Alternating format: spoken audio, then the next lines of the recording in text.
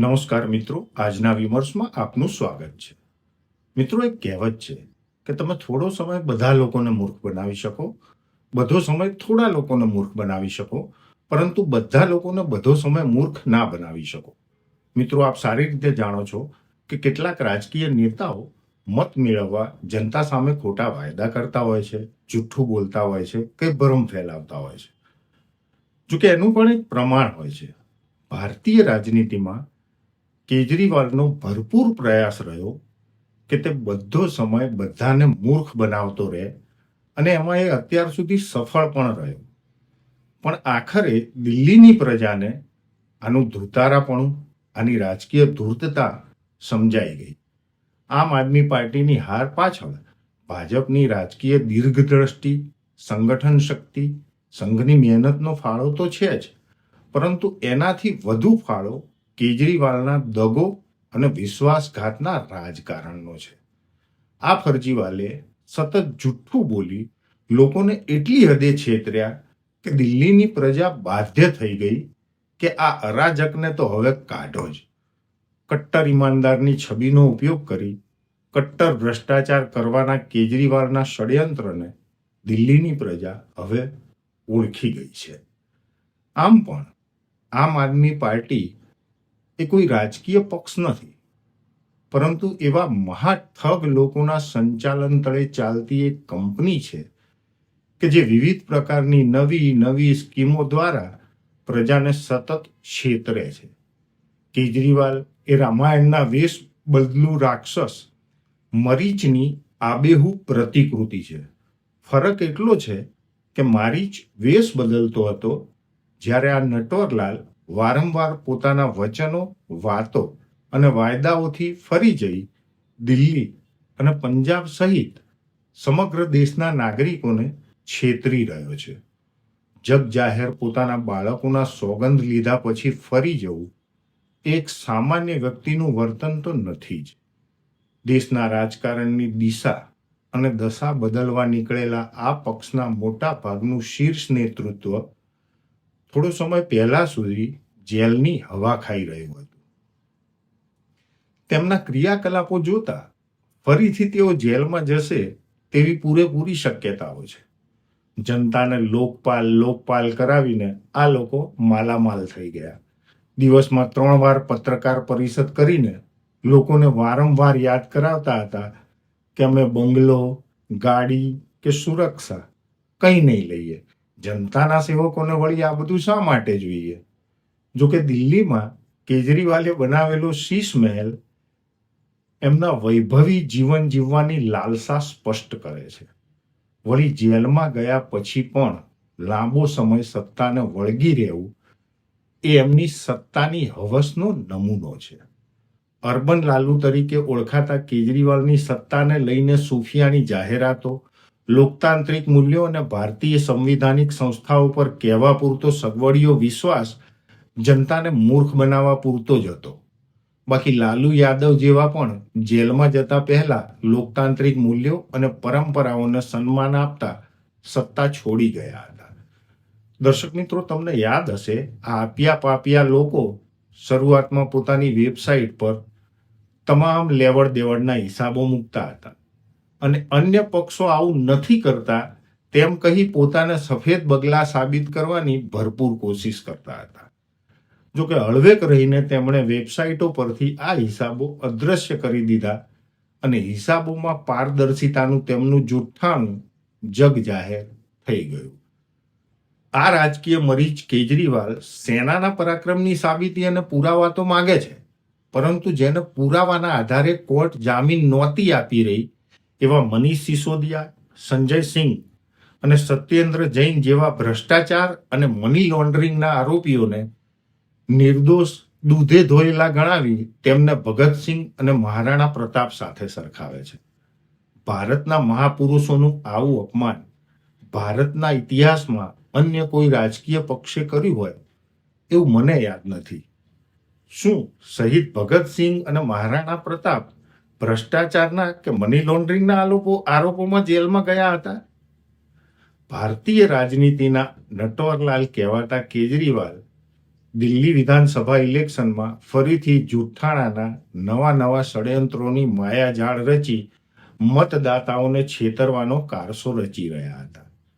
કેજરીવાલે કહ્યું કે હરિયાણાની સરકાર જમના નદીમાં ઝેર ભેળવી રહી છે અને અમારા દિલ્હી જલ બોર્ડના અધિકારીઓએ દિલ્હી પહોંચતા પહેલા આ ઝેર કાઢી નાખ્યું. એટલે આજ સુધી આતંકવાદીઓ કે નક્સલવાદીઓએ પણ આવી વાત કરી નથી. ભારત અને પાકિસ્તાનના યુદ્ધ વખતે પાકિસ્તાન તરફથી આવી અફવાઓ ફેલાવી ભારતમાં અરાજકતા ફેલાવાનું ષડયંત્ર કરાતું હતું. જોકે હવે લોકો કેજરીવાલને સામો ઉલટો સવાલ પૂછી રહ્યા છે કે લાખો ગેલન પ્રતિ સેકન્ડના હિસાબે વહેતા નદીના પાણીમાં કેટલું ઝેર ભેળવ્યું, એ કઈ ટેકનોલોજી હતી જેનાથી દિલ્હીમાં આવતા પહેલા પાછું આ ઝેર સાફ કરી દેવાયું. કેજરીવાલની આ વાત એ સાબિત કરે છે કે આ માણસ જનતાને કેટલી હદે બેવકૂફ સમજે છે. આ વ્યક્તિ ગમે ત્યારે ગમે તે બોલી નાખે છે. તેણે એક જાહેર સભામાં કહ્યું હતું કે અમે 10,000 કિલોમીટર રોડ બનાવ્યા.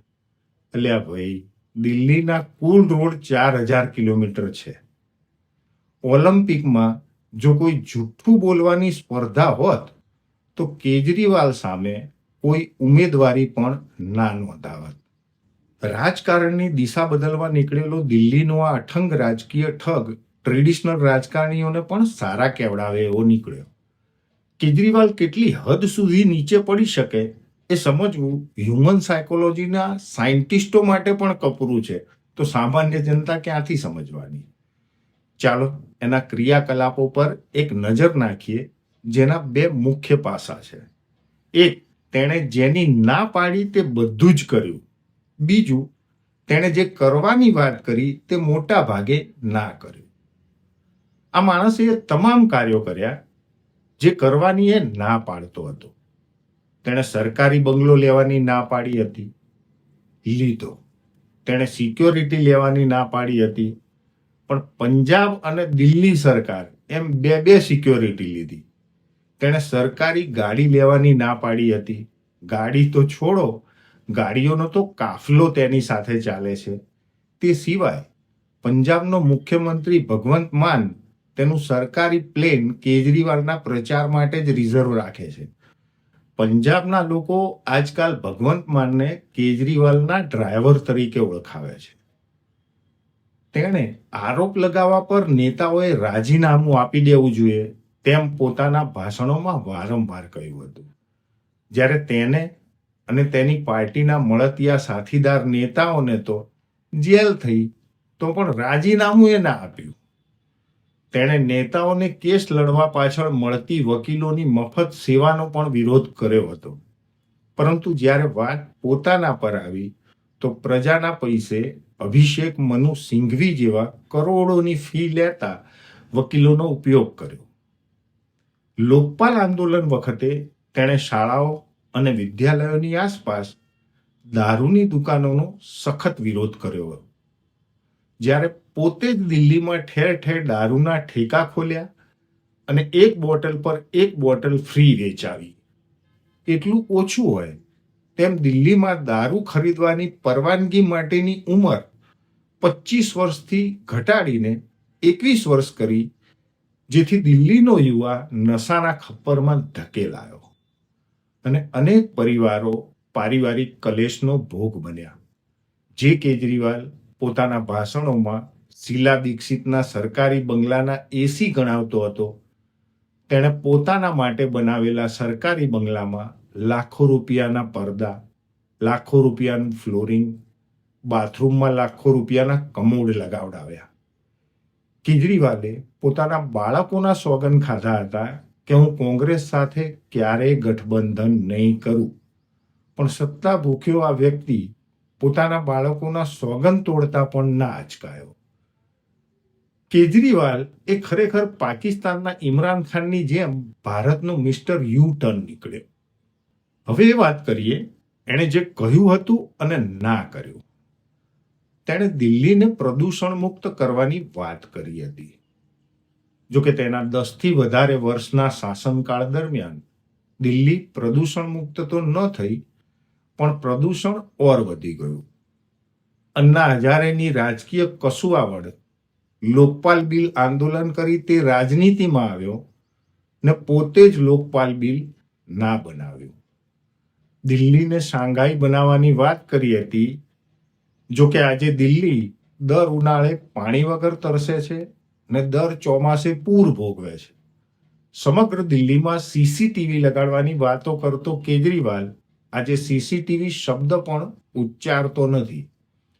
દરેક ચૂંટણીમાં યમુનાને સાફ કરી લંડનની થેમ્સ નદી જેવી કરી દેવાની વાત વારંવાર કરતો આ ફરજીવાલ હવે બેશરમીથી કહે છે કે યમુનાના મુદ્દે વોટ ક્યાં મળે છે, અને તેના 2-3 દિવસ બાદ ફરીથી પાછી એની એ જ યમુનાની સફાઈનો ખોટો વાયદો કરતા સહેજ પણ અચકાતો નથી.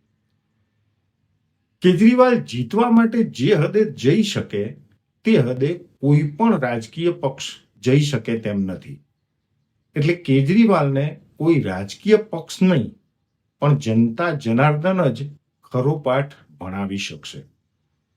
જનતાની સેવા કરવાની ભ્રામક વાતો કરનાર આમ આદમી પાર્ટીએ તેમની આ ટર્મમાં 5 વર્ષમાં દિલ્હી વિધાનસભામાં માત્ર 12 બિલ પસાર કર્યા છે, જેમાંના 5 તો ધારાસભ્યોના પગાર અને તેમની સગવડો સાચવવા માટેના હતા. આ છે એમની જનતા માટેની કામ કરવાની નિષ્ઠા. આ આપ્યા ગેંગનો મુખ્ય સૂત્રધાર કોઈ પણ ખાતું પોતાની પાસે રાખતો જ નથી. એ શું કામ કરવાનો? દિલ્હીના ઠગ કેજરીવાલનું એક પણ ખાતું પોતાની પાસે ન રાખવું એ સૂચવે છે કે તેણે ભ્રષ્ટાચારથી બચવા માટેનો એક હથકંડો પહેલાથી જ તૈયાર કરી રાખ્યો છે. કેજરીવાલની બીજી એક ખાસિયત કે ખામી જે ગણો એ છે કે જુઠ્ઠું બોલવામાં આને કોઈ ના પહોંચે, ખાસ કરીને જુઠ્ઠા આરોપ લગાડીને ભાગી જવામાં. જુઠ્ઠું બોલો, કીચડ ઉછાળો અને ભાગી જાઓ. આ એની ચૂંટણી જીતવાની મોડસ ઓપરેન્ડીઓમાંની એક છે. ચૂંટણી પહેલા જાહેર સભાઓમાં અન્ય નેતાઓ પર આરોપ લગાવી નેરેટિવ સેટ કરી મત મેળવી લેવાના, અને પાછળથી જો કોઈ માનહાનિનો દાવો કરે તો ચૂપચાપ કોર્ટમાં માફી માંગી લેવાની. જાહેરમાં જુઠ્ઠું બોલી મત તો મળી ગયા, હવે કોર્ટમાં માફી માંગીશું તો વાત પહોંચીને કેટલા લોકો સુધી પહોંચશે? કેજરીવાલ સિસ્ટમની આ ખામીનો ભરપૂર ઉપયોગ કરે છે. મનજીન્દર સિંહ સિરસા, કપિલ સિબ્બલ, અમિત સિબ્બલ, અવતારસિંહ ભડાણા, અરુણ જેટલી સહિતના અનેક નેતાઓની માફી આ રાજકીય જૂઠો નાક રગડીને સુપ્રીમ કોર્ટમાં માંગી ચૂક્યો છે. કેજરીવાલ પર વિશ્વાસ કરવો એટલે પોતાની જાતને મૂર્ખ બનાવવી. આ કેજરીવાલ નામના શખ્સ બાબતે એક વસ્તુ તો સ્વીકારવી જ પડે કે ક્યારે કોનો કેટલો ઉપયોગ કરવો ને પછી કેટલો નીચોવીને ફેંકી દેવો. અન્ના હજારે, કુમાર વિશ્વાસ, પ્રશાંત ભૂષણ, તેમના ફાધર શાંતિ ભૂષણ, આઈપીએસ કિરણ બેદી, પત્રકાર આશુતોષ સહિતના કેટલાય નેતાઓ એકાંતમાં આના નામની છાતી કૂટી રહ્યા છે. આંદોલન, ધરણા કે પ્રતિકાત્મક દેખાવોનો આ લોકોએ એટલો બધો દુરુપયોગ કર્યો કે લોકતાંત્રિક વ્યવસ્થાના આ આભૂષણો પરથી સામાન્ય લોકોનો તો વિશ્વાસ જ લગભગ ઉઠી ગયો. મન ફાવે તેવી બાબતો પર મન ફાવે તેમ 15-20 લોકોના હાથમાં પ્લેકાર્ડ ને ડફલી લઈ ઠેર ઠેર કરમચંદ ગાંધી બનવાનો ડોળ કરતા થઈ ગયા. હા, કરમચંદ ગાંધી એટલે કે ગાંધીજીના બાપ બનતા થઈ ગયા. નિત્ય કર્મ કર્યા પછી સરખી રીતે પૃષ્ઠ પ્રક્ષાલન કરતા ના આવડતું હોય તેવા લોકો પણ સુભાષચંદ્ર બોઝ અને ભગતસિંહ હોવાની ફિલિંગ લેતા થઈ ગયા. આ લોકોએ દેશની લોકતાંત્રિક શક્તિઓને નબળી પાડવામાં કોઈ કસર રાખી નથી. કેજરીવાલ પોતાની સગવડ પ્રમાણે ઈડી, સીબીઆઈ, ન્યાયતંત્ર, વ્યવસ્થાતંત્ર, બંધારણ, સેના, પોલીસ, એલજી સહિતની સંસ્થાઓ અને પદોને કોઈ પણ પ્રકારની સાબિતી વિના વખોડતો રહ્યો, નીચા દેખાડતો રહ્યો છે. દિલ્હીની વિધાનસભામાં પોતાને દિલ્હીનો સેવક નહીં પરંતુ માલિક કહેતો રહ્યો છે. સરમુખ હત્યાર માનસ ધરાવતા આ કેજરીવાલ પર ખાલિસ્તાનીઓને સહકાર આપવાના અને તેમની પાસે ફંડિંગ લેવાના સંગીન આરોપો મીડિયામાં લાગી ચૂક્યા છે. એક સમયના તેના ખાસ મિત્ર અને આમ આદમી પાર્ટીના સહસંસ્થાપકોમાંના એક કુમાર વિશ્વાસે તો ત્યાં સુધી કહ્યું હતું કે આ વ્યક્તિ ભારતને તોડી એક નવા દેશનો પ્રધાનમંત્રી બનવાના મનસૂબા ધરાવે છે.